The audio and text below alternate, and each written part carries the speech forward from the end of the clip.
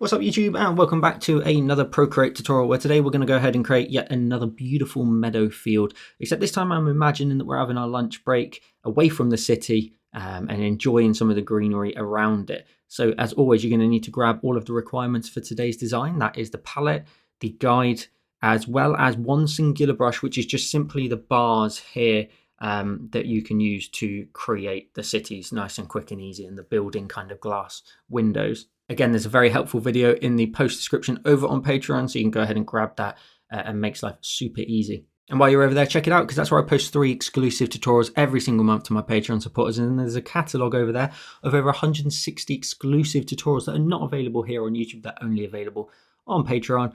And with all that said, let's get started. So as always, I've gone ahead and added in the guide. And to do that, of course, you just download the PNG image that I provided, go up to your actions and hit the option of add, and then insert it from your photos or your files, depending on where you saved it to. Now, as always, you can then go ahead and tap on the layer and rename it. But the other thing to point out is if I ever go too fast in these videos, just simply tap on the video, go up into the top right here, go to settings and playback speed, and slow me down 10 or 20%, whatever's best for you. Another tip as well, just turn on subtitles if they're available, and then you can also see the instructions as well on screen. So let's go ahead and just start getting this all penned in. So let's just tap on our guide and just bring it down to say like 40%, just so we can vaguely see it. Let's create a new layer and drag it underneath the guide. Go to your colors and go to the bottom right of the palette. I'll go to the disk view as well, and then drag that onto the screen. Then go to your brush, go to the option of the basics. So we're in the new Procreate library. We're going to go to basics and the forester brush, and then we're going to go to our colors and grab the middle of the far right column. Brush wants to be fairly large, probably around about that 40% marker. You can go left to right. Now this will get really bright, but just once you get to this line here where your horizon is, get really, really gentle and blend up until you create a lovely gradient across your sky. So you get a bit of dark blue into the light blue. And then go to your colors and grab the top right of the palette. And you want to be extremely gentle with this, just a tiny little bit in behind your horizon there. Just a little bit of white just tucked in there. Let's then go ahead and create a new layer. Go to your colors. We want to go ahead and grab this color here, top left of the palette. We're going to go to our brush, and we are going to go into, I have to go to recent and then swipe it to the left and find it. And that is Baceno, and that is in creative right at the very bottom. And we're going to use this with a brush marker here of 20% maximum opacity. Down here in the bottom left and right, you can see these kind of sort of swooping lines. They indicate the grasses. Now I'm going to push, only with a small amount of push, to just push in and get in like the basics and make it a bit messy, make it unique as well. And then you can just quickly fill in the bottom. This is just a lot of the time just used to just decorate the background and give you something for your grassy blades in a minute to land on and have like a backdrop too. So you can just press along here, probably go a bit smaller if you want to as well, maybe down to like a 13%, so it's just not too chunky of a size. There we go. And then you can just color that all in at the very bottom. And again, don't be afraid to like do something a little bit like against the guide in a way. You don't have to conform to it completely, but of course this is based off of my pre-practices. So I'm just going to color that all in. Just make sure it's nice and blocked in. There's no gaps. You will get different color hues in there as well, which will look fantastic. And I'll just do that again. There we go. And then I'm going to work on the grassy field first before we then move into the foreground, because then that'll make more sense. So we'll create a new layer and drag it underneath our little foreground dark color there. We're going to go to our colors and we're going to grab this area here. So these two columns, second column, top of the second column. You want your brush size to be fairly small just to start with, around about 3% perhaps. See this line here? That's the edge of our little field. Just want you to draw in that line. Just go along it. It doesn't need to be perfect nor straight. Just go along it. Give yourself a little bit of chunkiness to it, as in like just come down a little bit and keep making your way all the way along this edge just to get that all blocked in super fast. Don't overthink it. Just a straight line basically. And once you chunk that in, you can then go ahead and make your brush size a bit bigger. Like, to be fair, you could probably go up to the marker of 20% if you it's probably a bit too big. Let's go 8%. And then you can just start to add in the majority of the field. Now, to be honest with you, you are just coloring this in. Once I've gone up to that line, I'm just going to go left to right and just color it in. So you can go to the larger size of 20 once you get beyond that kind of thin line. I didn't want to have too big of a brush very close to the the edge of our little land there. So just keep colouring that in all the way down to the front. Press really firm when you get down here as well. And you'll see with this brush, you do get like random hue patches here and there. So like they're all slightly varied in their colours. I'm just going to zoom in just to make sure I just get a little bit more solidness there. Don't want to leave any white gaps necessarily. So once you've done that, we can then start to make our way backwards or towards us. So let's go ahead and then grab this colour here. So that's the middle of the second column. And you're going to have to take your time with this because you want to leave the bright yellow on that horizon line there. And then as you get closer towards us, so I've got a brush size now of 9%. As you get a little bit closer here, you want to start bringing in the green. So what we're trying to make sure we do here is you're trying to make sure that, one, first of all, you do this in like a continuous brush stroke. You can let go, but by doing that, you'll actually smudge this green color. If you do it in lots of short bursts, look at the difference. You get far more texture. Now, use that to your advantage. If I smudge just below it, by just going left to right, a little bit lighter as well, you see I get a much softer line compared to this one here. Use that to your advantage, as I say, to build in more texture where you feel is necessary. Again, towards that like edge of the land up here, you can probably just like use this smaller brush size, and you're trying to leave little patches of the light yellow, but as you get closer towards us, it's just going to get more and more green. So I'm just going to sort of bring in there, and you can see I'm just leaving that yellow right up on towards the horizon there. I will get some dark patchy greens in there though, just to break it up, because I want to show that this is like a field. It's uneven, it's got bumps and lumps, we love that. And then 14%, this is going to be a like a bush and a tree over here, so we can just kind of illustrate that that's like a bit of a mounded kind of hill just here, just a little bit more towards the ground area. I can leave the bright yellow maybe a bit patchy in behind. That'll look lovely. And then as we get way closer down here, a lot of those yellows just completely disappear, and we can just start to blend that all in. So use this kind of like banking here to kind of break up our like quite large field, to be honest with you. And in my pre-practices, there was a lot more green back here. I'm trying to be a bit more sparing and leave a little bit of the yellow. And then towards the edges of your frame as well, just get rid of that yellow. We're going to layer on multiple colors, so try not to be too precious about holding on to a few here and there. It's, again, mainly the only thing to do here is just make sure that this banking here gets a little bit darker, and you leave the yellow just towards that edge up there. We can always reintroduce the yellow, that's not a problem. Let's then move to the bottom of the second column and basically repeat again, except now you're trying to work out where you want your darker tones to start to live. I've got a slight raise here, so I'm imagining there's a little bit of a raise to the ground, meaning then slightly more towards the left hand side there might be like a sort of a mounded hill here, therefore the light just lives in this little space here, and I can just kind of darken up a little bit off frame. Again, I'm just going to get this in a bit darker straight off the bat, because then I can kind of, with my sort of understanding then of what the landscape looks like, I can just make sure that I'm considering that as a factor and then work around it basically. So we're just going to get some light greens in here. The brush size is still set to 14% for me, and I'm just smudging in now, especially further back, like your textures and stuff want to be a lot more sort of muted. You don't want to be adding in too much, like that's okay, but it's borderline a bit too fine almost of a detail. But you can add like darker patches back there just to, of course, like decorate your kind of field. And if that banks sort of downwards, then this over here on the right hand side may need to get a little bit more of this green as well, and then it kind of lives a little bit brighter in the middle, which is great for focus. You know, you're telling people to look at the center of your screen rather than the sort of outside edges. Again, we're going to bring that green slightly more towards us. You can go a bit bigger now, you can go to the 20%, and honestly at this point you can just start to let that texture live. You know, you can tap and push a little bit more to give more patchiness to your ground, and don't be afraid to have like larger chunks of green in here. And right at the front down here, of course, again, it all disappears. Try and leave little random bits of light green and yellow though, because then they can just poke through as like a little bit of lighting, you know, just poking their heads through, which will look lovely. Give some nice variation to your little field here. I'll just chug this all in and get a little bit more green up here. Of course, again, we're going to end up with like a tree and a bush, etc. over here anyway. So I just want to try and make sure that I just capture that kind of swooping hill on this right hand side. And then it just gets a little bit lighter over on the left. I'm going to go to my colors. We've then got the bottom of the third column now. So you're prioritizing these ones a lot closer towards us at this stage. You'll see here there's a little bit of a line here in the guide. I want to try and factor in with like a 13% marker here, like a bit of a dip here in the ground, a little bit closer towards us. So I'm just going to sort of start to patch in a little bit of dark green here.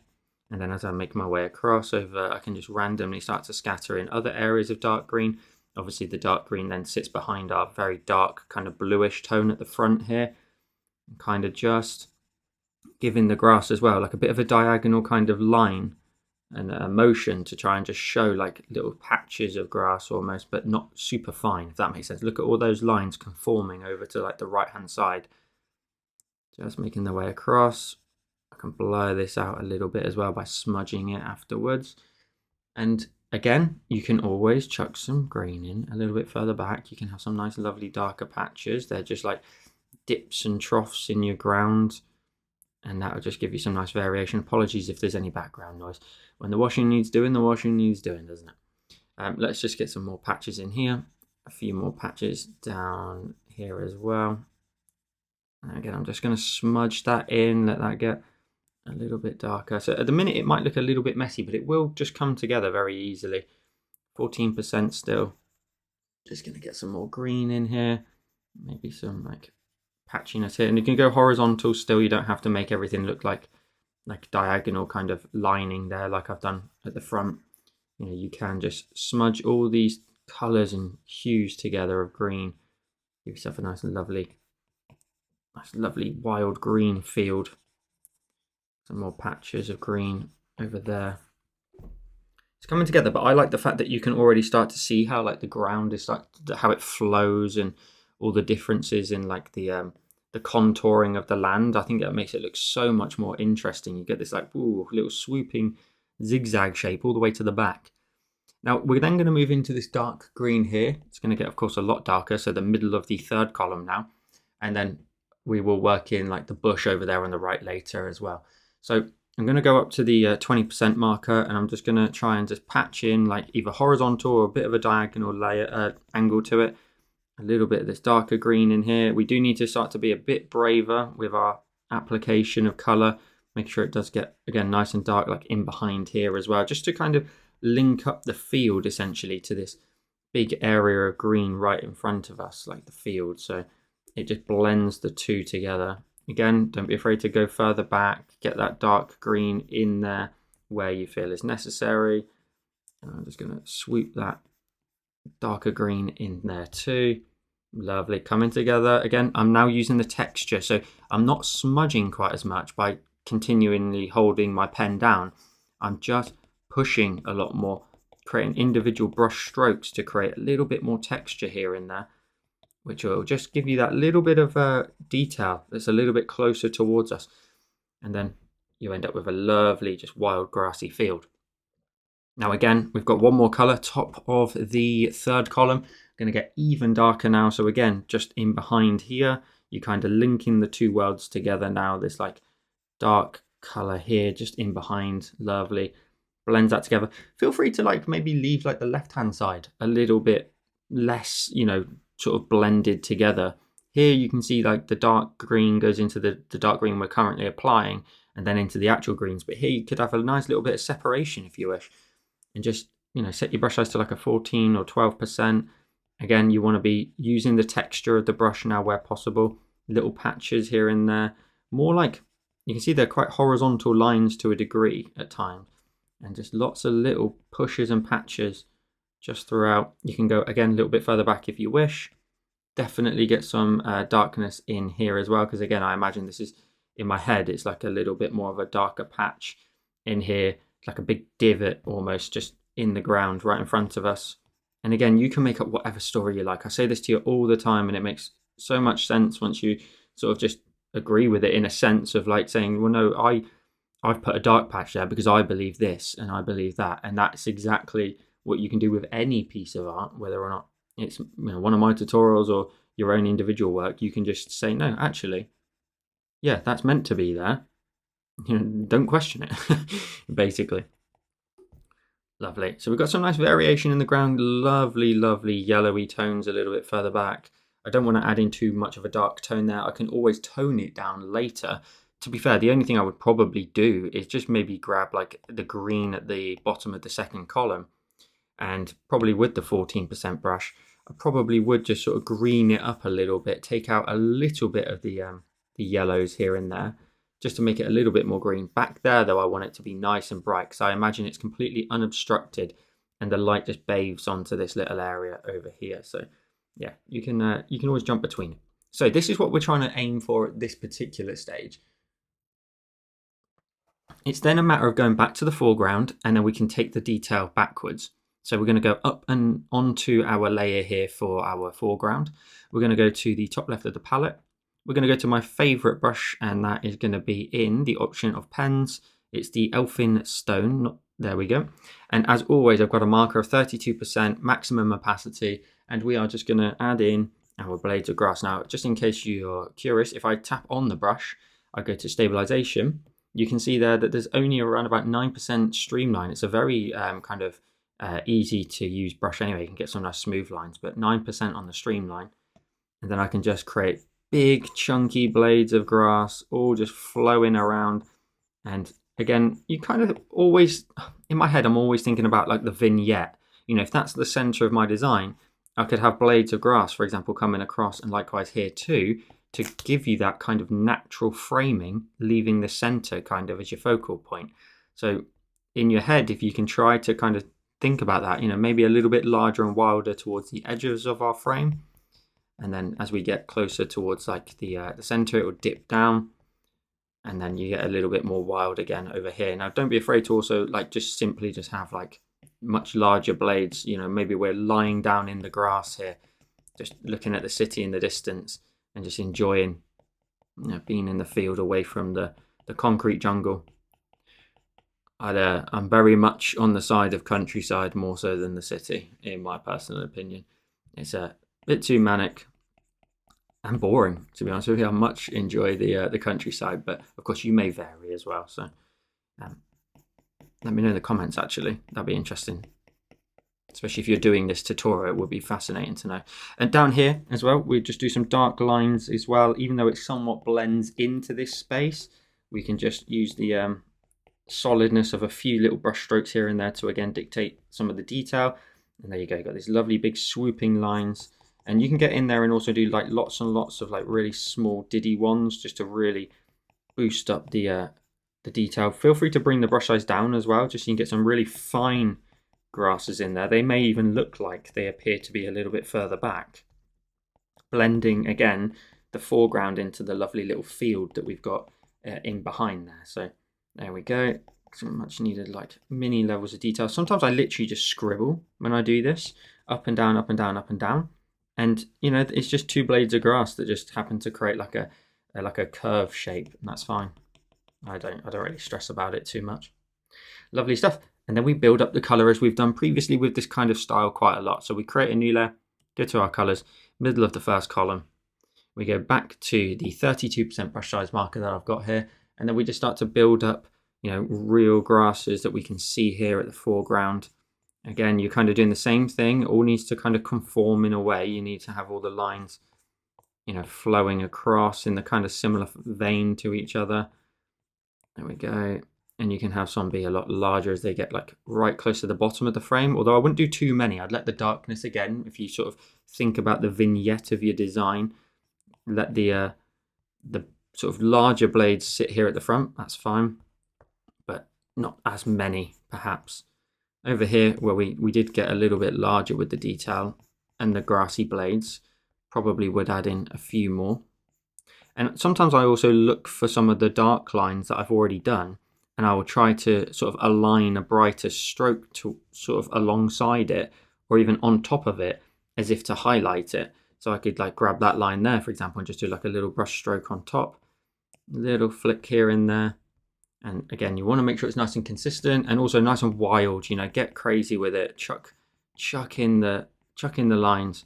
We're going to, in a minute, add a little bit of a mask to the bottom of this as well, just to kind of fade it out.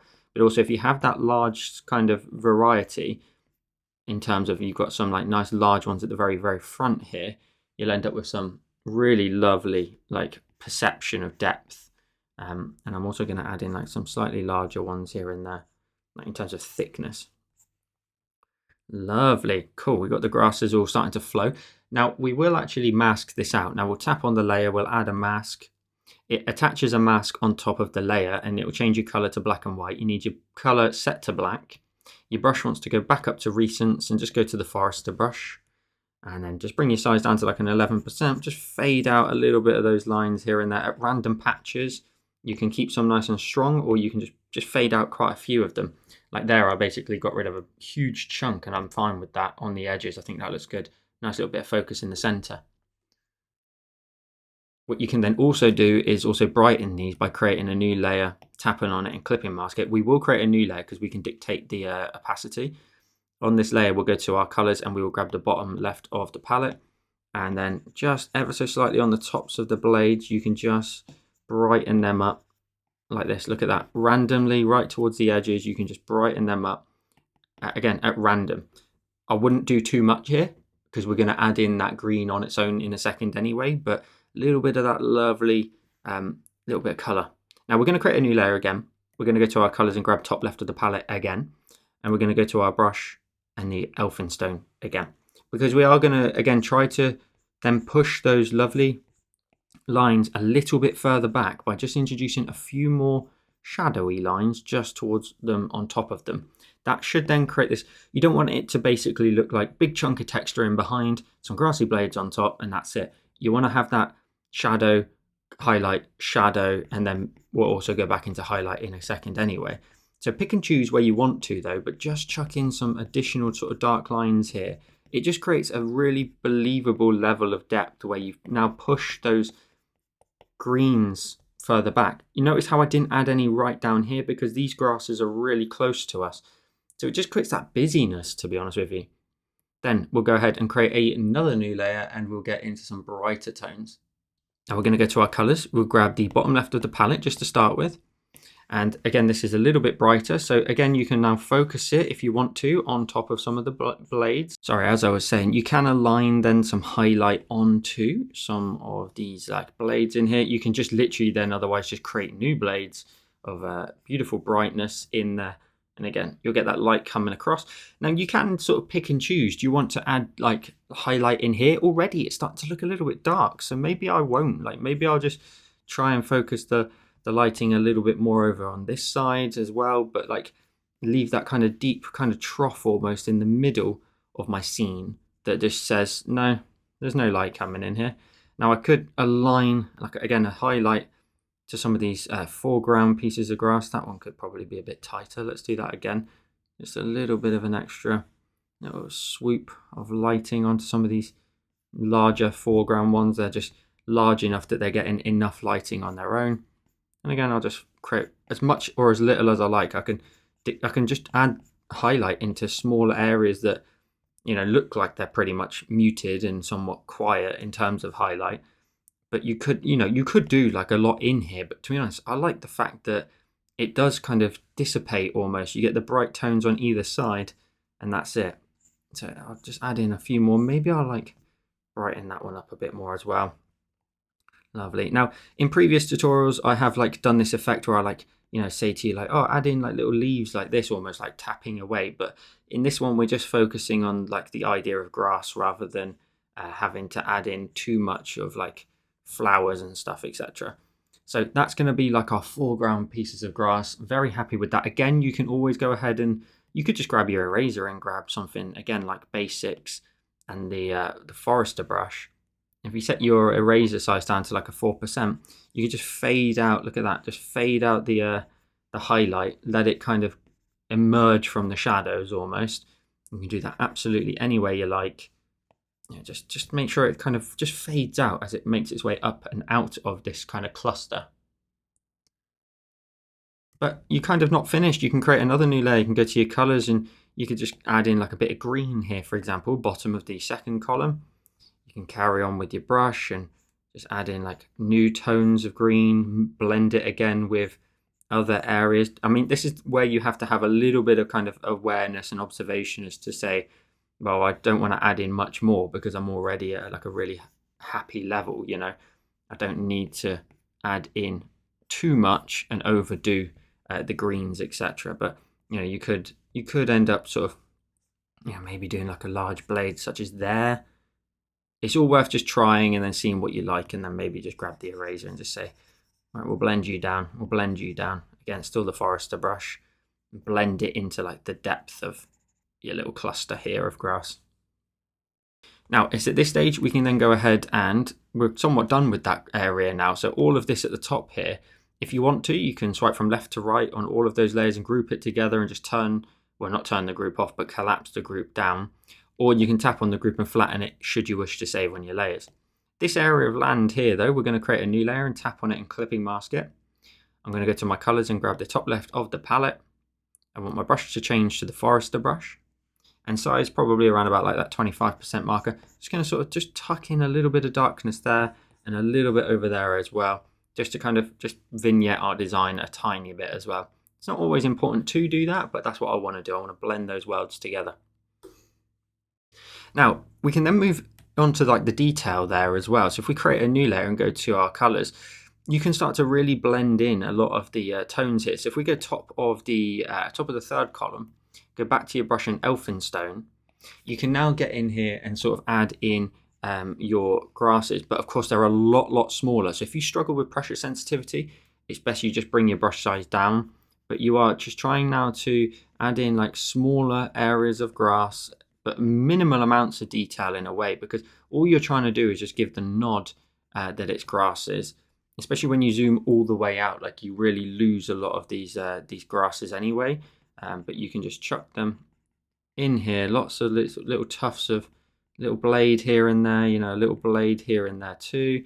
And as the sort of design gets a little bit further back, you start to sort of tame it down a little bit. You know, you can add in a few little dashes here and there. Look at your overall design and say, well, actually, it's more this focal point, isn't it? Here in the center, I need to be adding in like some lines in here, just some little occasional shadowed pieces of grass, just super light. You know, I'm going to bring my brush size down. I'll go down to like an 18% just so I can make sure that if I want to press really lightly, I can get some super fine little dashes in here.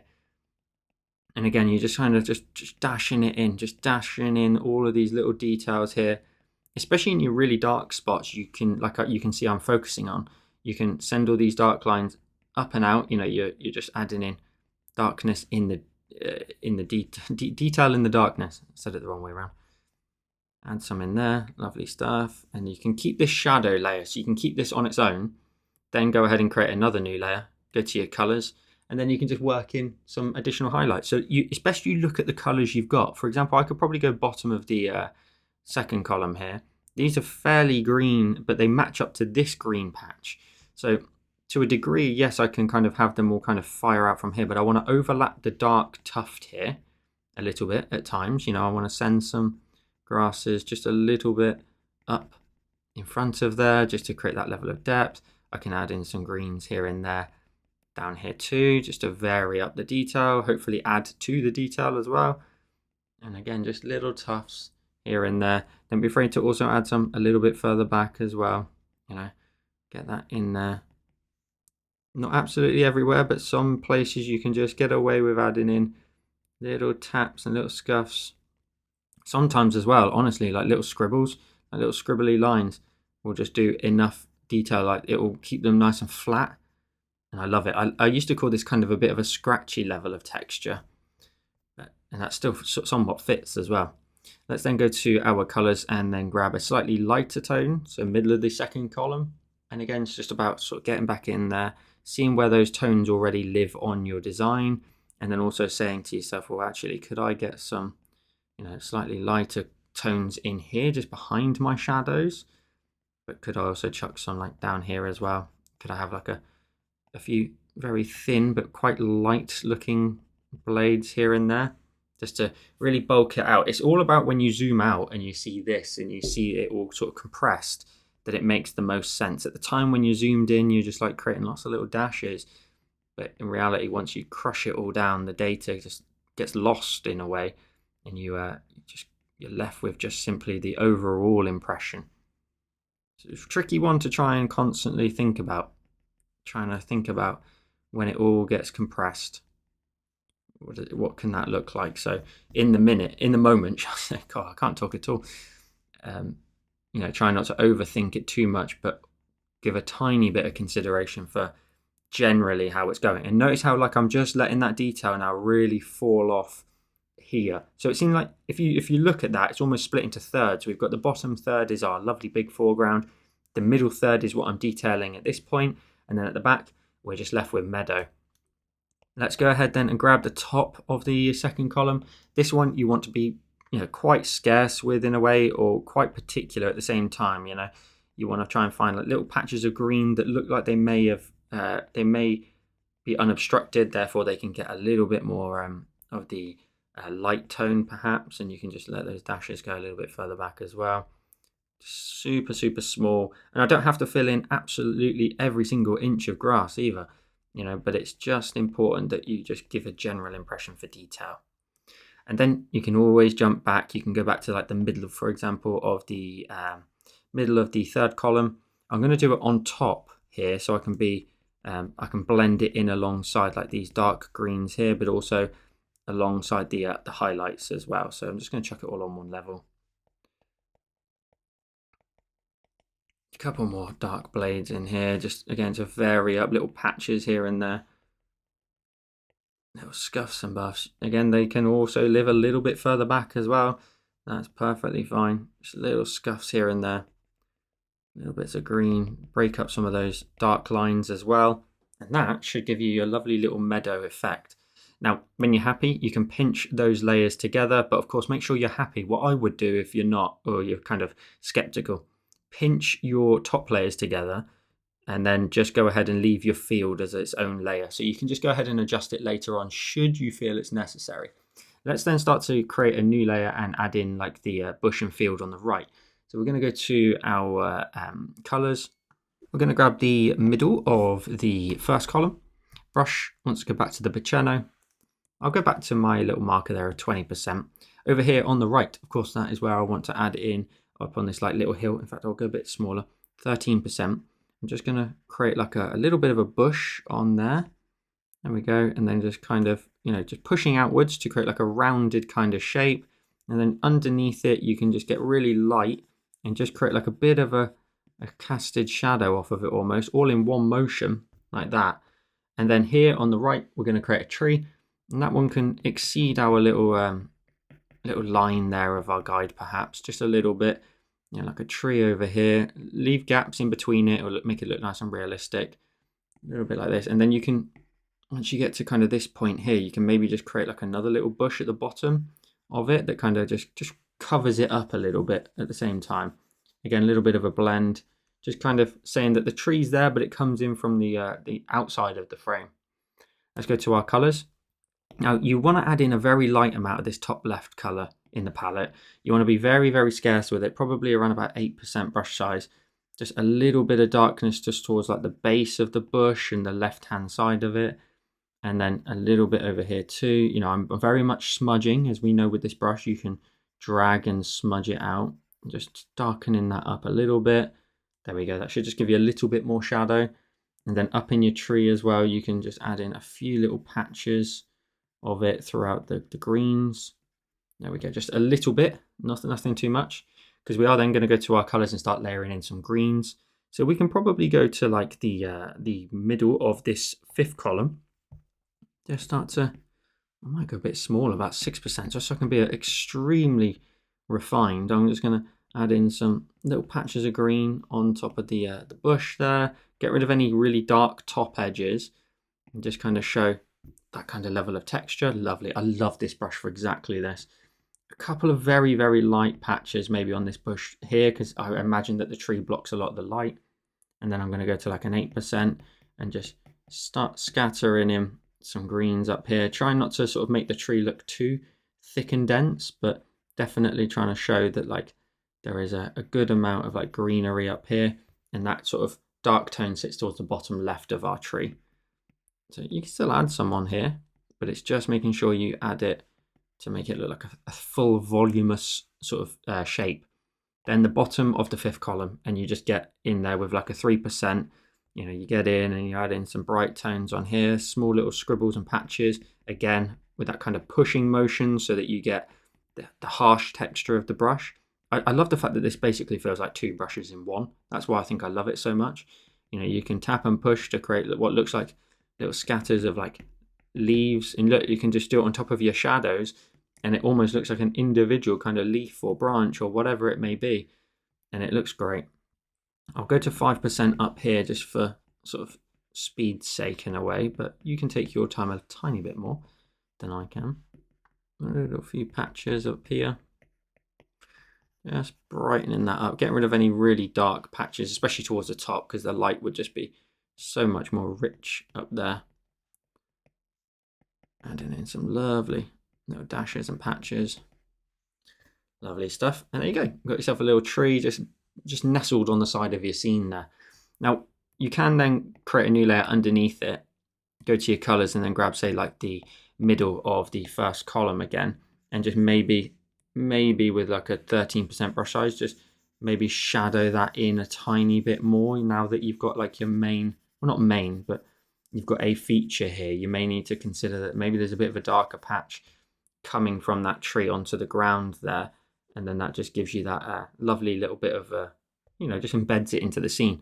We're going to copy and that kind of style basically now for the sort of distant hills. So we'll go down towards our sky and create a new layer.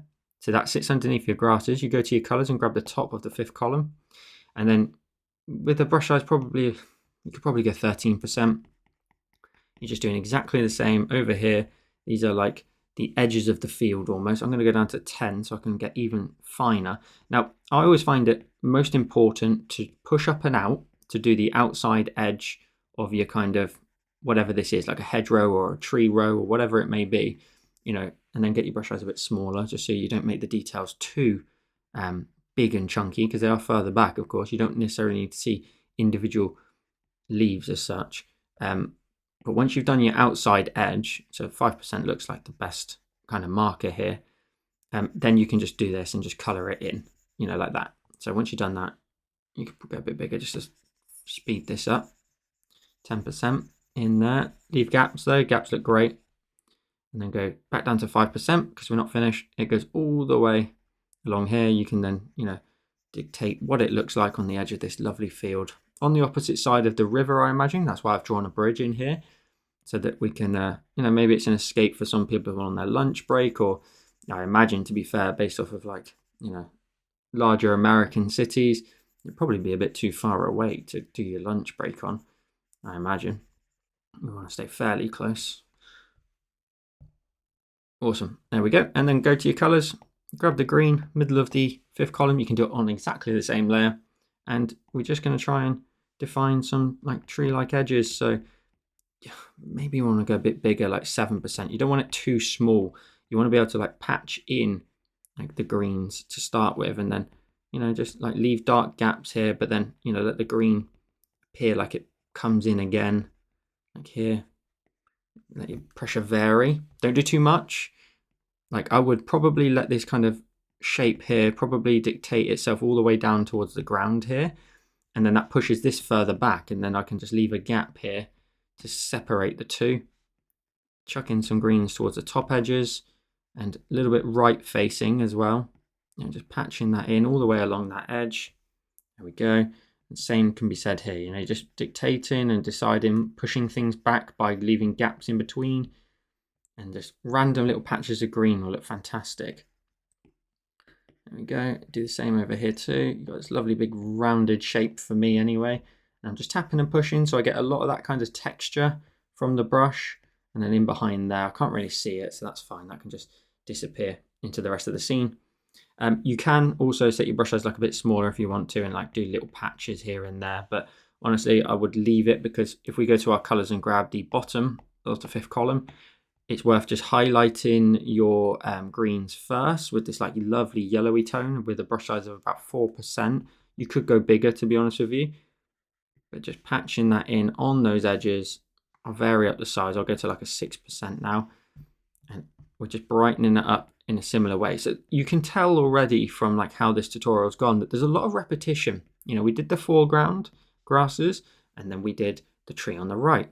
And then from there, you know, we repeat the same styles and the same application in different areas with a slightly different palette here and there, just to lock in those kind of ideas and like applications and styles.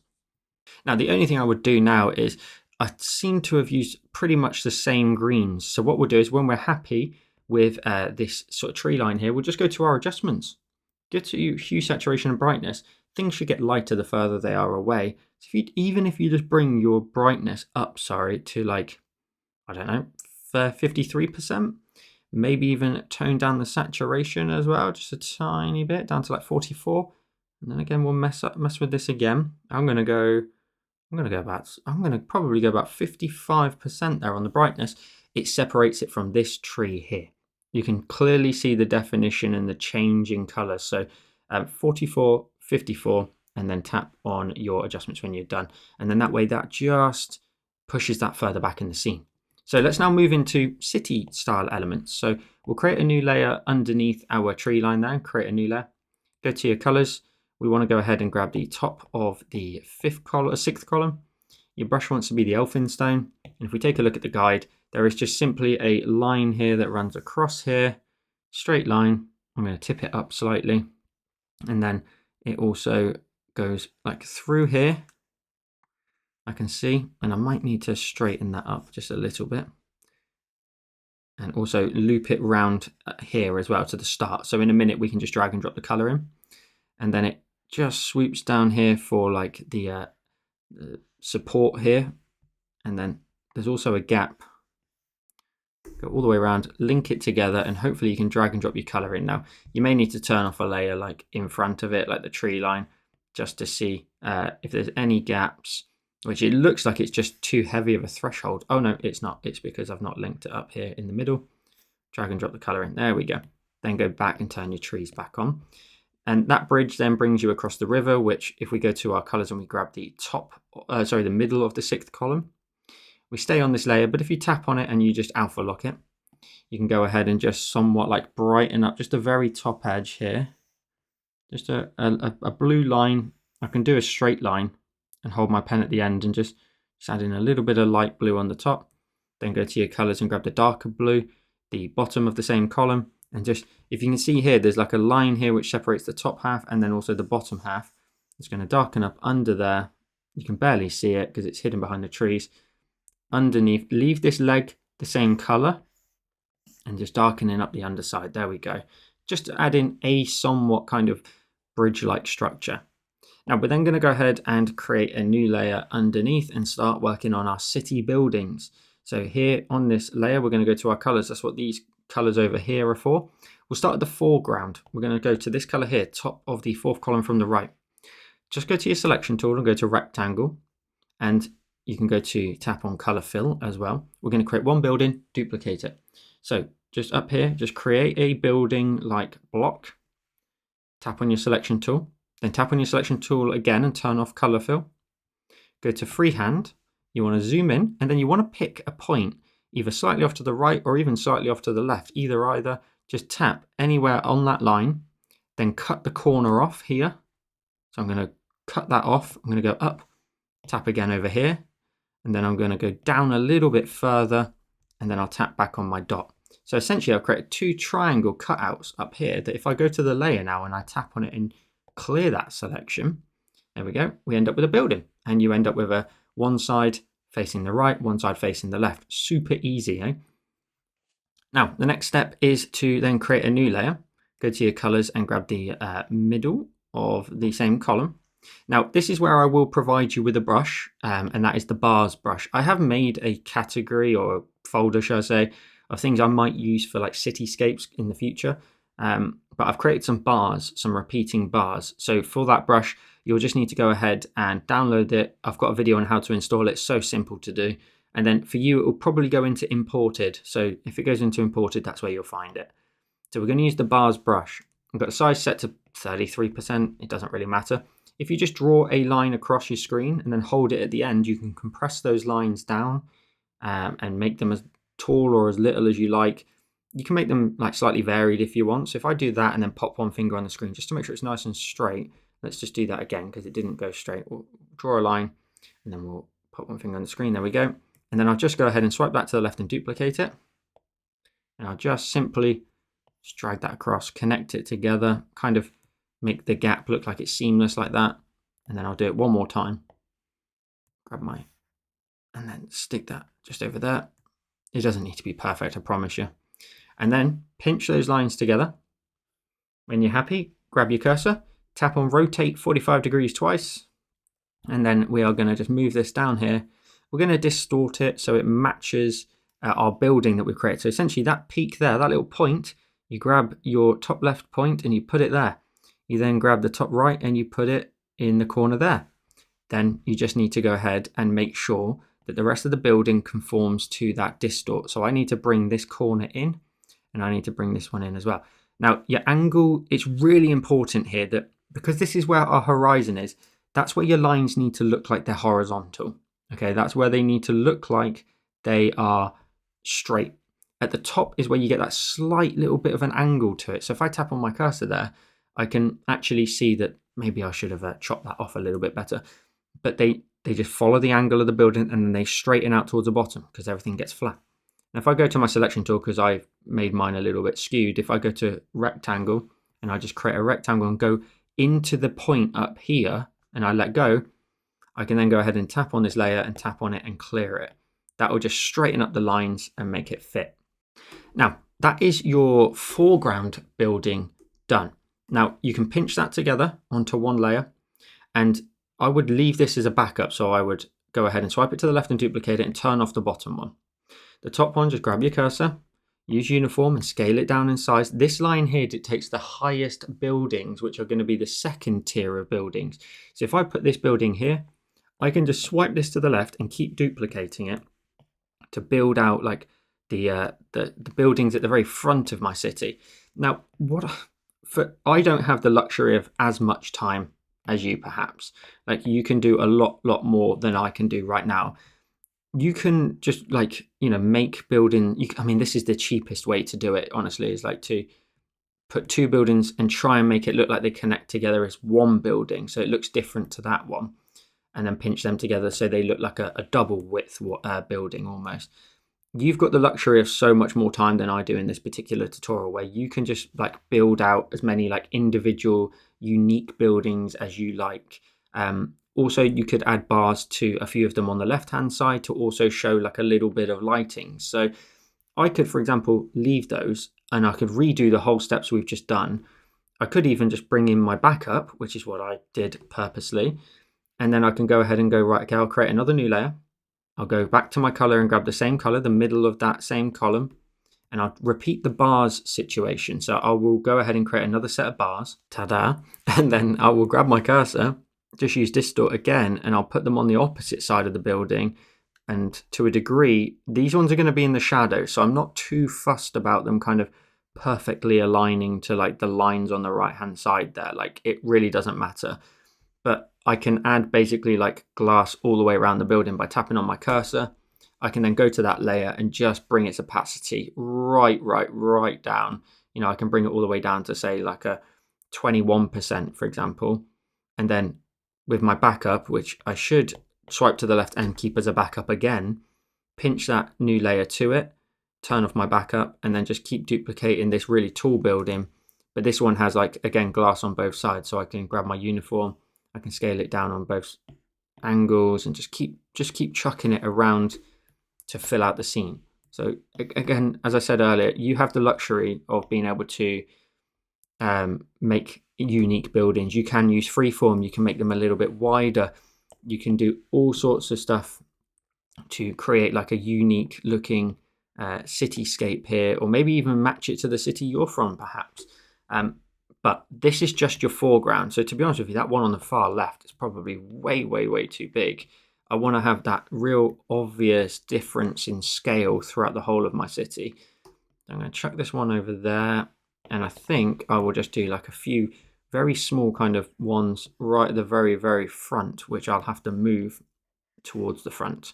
So this is where your layers will get a bit crazy, but you can compress them in just a second. So just a few more like very generic buildings, aren't they? I want to start to do more cities, but to be honest with you, when I love nature so much, such as this design here, that they conflict with each other. Like this takes so much time, but this is arguably more beautiful and doesn't require quite as much time. So yeah, I'm in a bit of a do I don't I situation.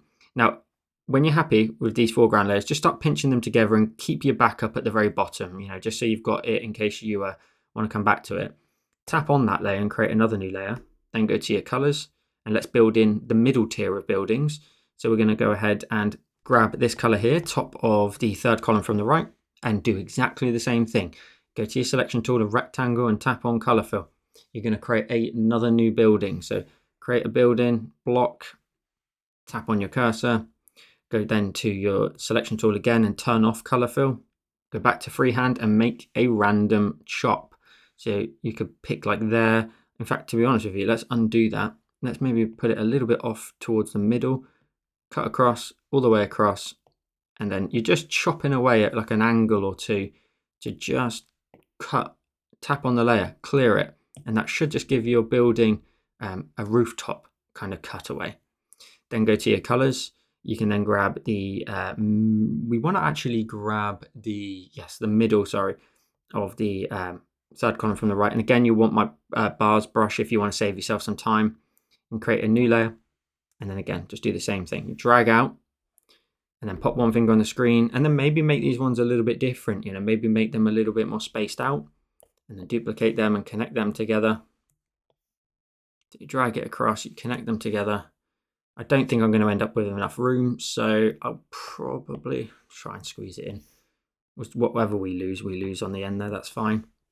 And then I will just pinch them together, grab my cursor, rotate it again, use uniform maybe and scale it down in size first of all. And then again, it's just a matter of using distort to connect it to the edges of the building. So I can go right up here. Now I don't have a point as such. I managed to create like a flat cut, which is fine. I can connect that into there, and then I can just drag the flat bit up at the bottom here. That's my horizon, remember, where things get flatter, and just drag it up. Tap on my cursor. There we go. It's got a sort of standard glassy building, don't we? And then feel free to swipe that to the left and duplicate it. Grab your cursor, flip it horizontally, first of all. And then once you've flipped it horizontally, you can then use distort to just, again, create the opposite side of the building.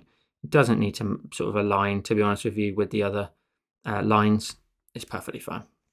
Tap on your cursor, and then the one on the right, you can tap on that layer and alpha lock it. So these right bars here, go to your colors, and you want to grab the bottom of the same column, bottom of the third column from the right, and grab your brush. Go to recents and the forester brush, and you can just very lightly towards the top with a large brush size, just give it a little bit of lighting there so it fades in at the bottom. Then you can alternate that by going to this layer here on the left hand side, grab your eraser this time, and in fact if you go back to your brush and then hold down on your eraser, it switches it to the same brush. You'll now have the forester brush, and with a 16% you can just start to fade that out at the bottom so it blends in with the rest of the city, gets a little bit of that sky lighting at the top, the blues of the sky. And there you go, you've got another building. Now you can then go ahead, pinch them all together. Remember, this is your backup, so swipe it to the left and duplicate it. Turn off the bottom one, and then with this one, grab your cursor. And now these are the largest buildings. So if you go to uniform and you scale it down, you want these buildings now to get close to my little sort of line there, my little guideline in there for you.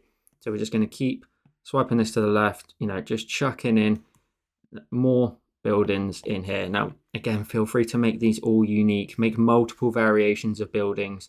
If anything, I urge you to do that. Again, sometimes with the duration of the tutorial, I don't want to do something that you've not seen on video necessarily. I know I did the extra bars just a second ago, but I don't want to do something and go, you actually really like it, and then I've gone ahead and just done it through the magic of editing. Now, to be fair, they do all still give the impression I want them to.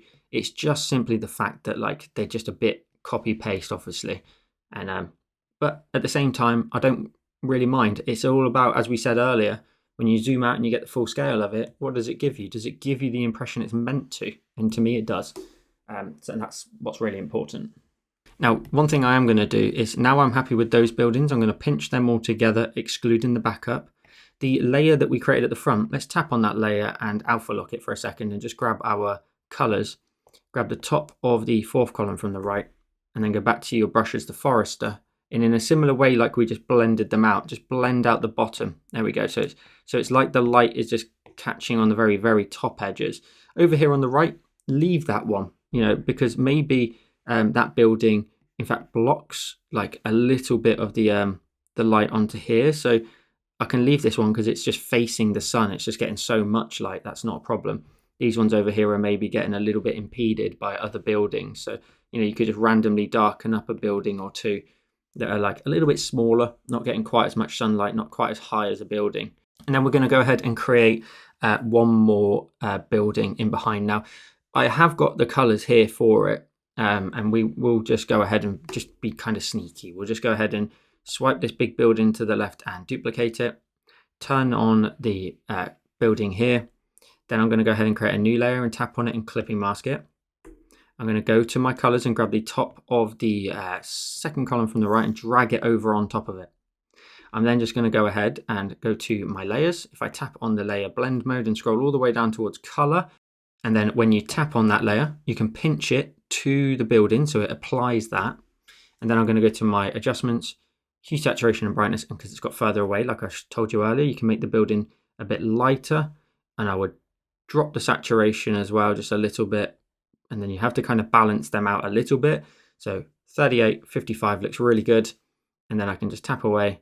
I'll swipe this to the left and duplicate it because that's my backup. So I'll turn off the bottom one, and I'll grab my cursor, use uniform, and just scale this right down in size, and I'm just going to chuck that towards the back. So these are like filler buildings, you can have them kind of peering in from the very, very back. You can make them a little bit skinnier as well if you want to, just to kind of show the idea of scale a little bit more. You can chuck one like just down in there. You can really make it nice and compact. I can put one over that side too. And yeah, it's just our generic kind of cityscape. So maybe in the future I'll do some more, but they are very time consuming and I'd much rather focus on something else. But that is our little city all done. Now we'll pinch all of those ones in the distance together. We just need to go ahead and just start to blend them out a little bit. So we'll create a new layer. We'll tap on it and clipping mask it. We'll go to our colors and grab the middle of the far right column. Brush wants to be the forester again, and just very lightly with a slightly larger brush size than that, about 12%, just fade out the top of the buildings. You kind of want them to fade into the sky color a little bit, like so. Then just pinch them together. And then do the same just in front. So we create a new layer, tap on it and clipping mask it to the buildings. And again, we just very lightly just kind of blend them out. You can do it randomly as well if you like you don't have to do absolutely every building. Some of them can be a little bit darker, so you can vary the amount that you do it. And then again, you can also go ahead actually and go to your colors. We can grab the color, which is going to be bottom right of the palette. And you can just start to put in a bit of blue at the bottom down here as well, like a little bit of blue just in amongst the city there as well. And then pinch that layer to that layer. And then your foreground colors here, create a new layer, tap on it, clipping mask it or foreground buildings. Go to your colors, again grab that sky color, middle of the far right column, and just lighten up the very top of them. Just super, super light if you can, like really, really light, because you still need to keep the darkness of these buildings so that they're a little bit separate.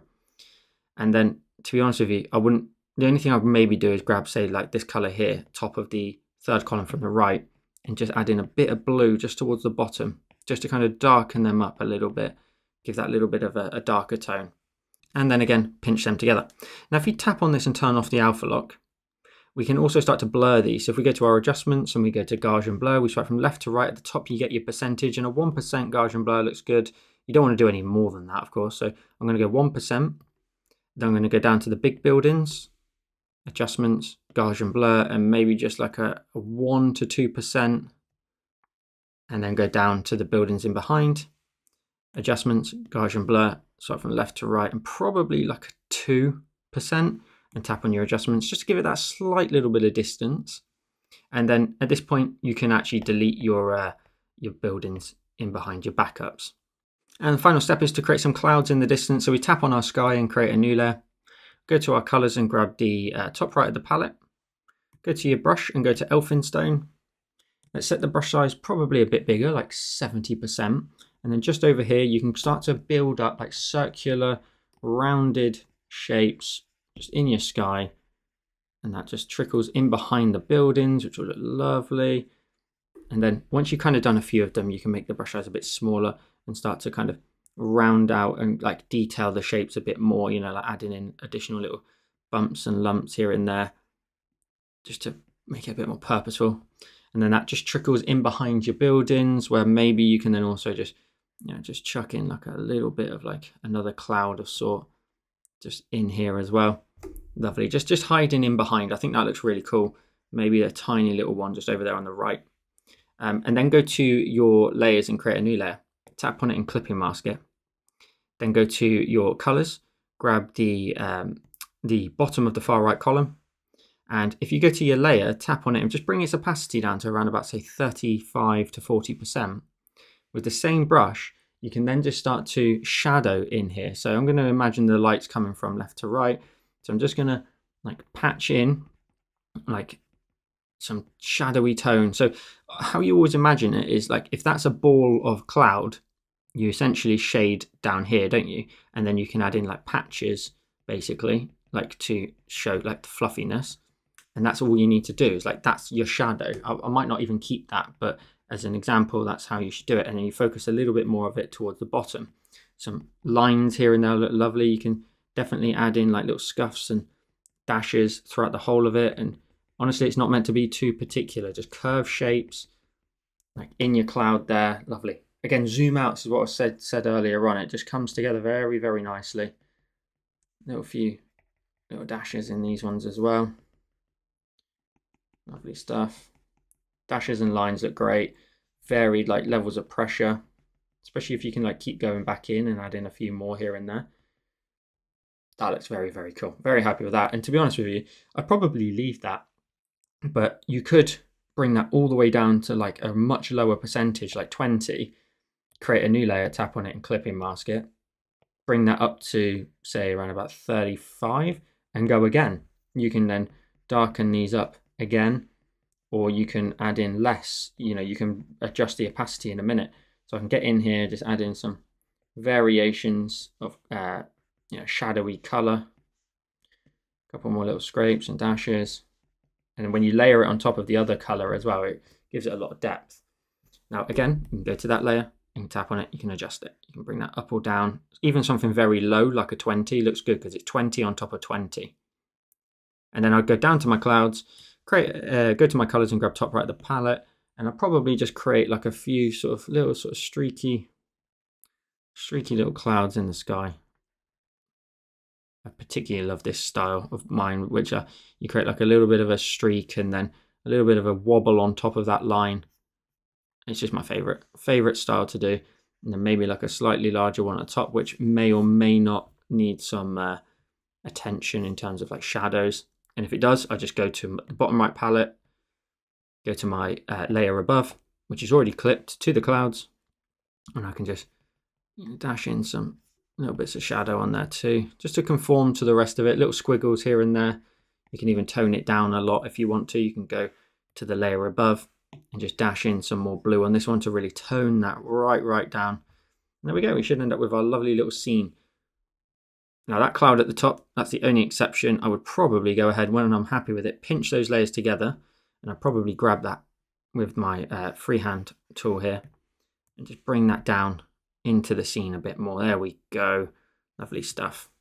And then as always, you can go to your layers, create a new layer at the top, change the blend mode from normal to add. Also turn off your guide at this point. You don't need that on.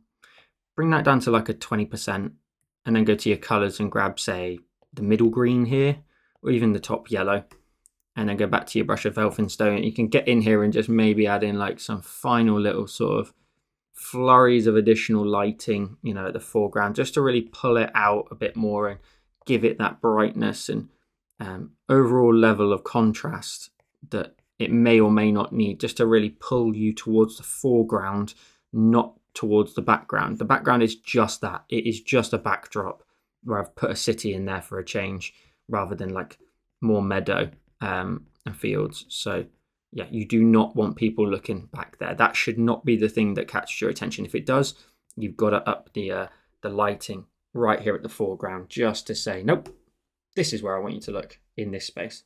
And then when you're done, pinch with 2 fingers, go full screen with 4, and you end up with today's finished design. So I hope you enjoyed another Procreate tutorial here on the channel. Make sure you are subscribed to the channel so you don't miss out on any future tutorials.